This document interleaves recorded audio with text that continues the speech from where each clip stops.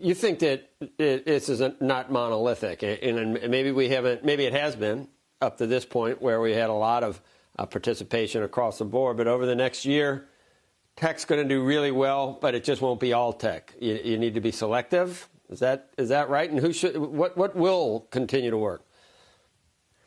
I think the companies that are going to be undeniable truths about where we're going to be spending our time, companies like Apple, ultimately around wearables, around 5G, these are undeniable big picture trends, and I think that's going to be a positive. I think companies like Google and other bets, companies like Amazon in terms of how we're going to be purchasing things, brick and mortar is an opportunity. These are the fraction of the market. I think this is where investors need to be. I think companies like Facebook, that becomes challenging. Companies like Zoom. So this fraction of the marketplace, I think, creates an opportunity.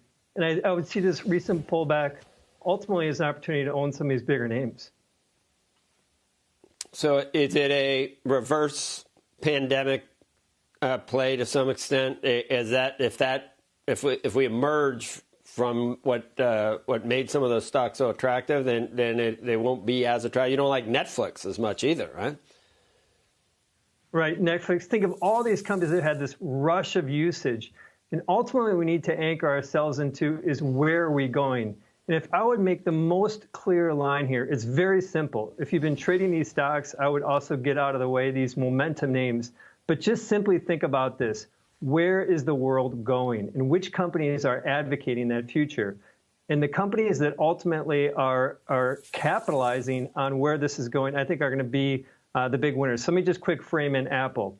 Is that this company, we talk about 5G, wearables, augmented reality, something the company doesn't get a lot of credit for. I believe that this can trade at 35 times 2022 earnings. If that's the case, if I'm accurate, we're talking about a $3.5 trillion stock. I understand that this pullback is concerning for investors in the last few days around big tech. But I just think everyone should anchor themselves in this fundamental question. Where is the world going? Other places that the world is going is around autonomy, what 5G or what Google is doing in other bets. I mentioned Amazon, brick and mortar, that having a revelation and a fracturing towards those. But then just quickly to the other side, and this is why it's such a clear view in my point, is that ultimately, companies like Facebook, advertising business, Netflix with the subscription business, these are tired businesses. These are the same playbook that they've had for the last 15 years. And I don't think that that's going to yield the upside here. And so this fraction of the market that we're seeing the last few days, huge opportunity to own Apple. I think that this is going to be one of the stars of the show. Surprisingly, I stand behind my bet that this is going to be the top performing FAANG stock in 2020.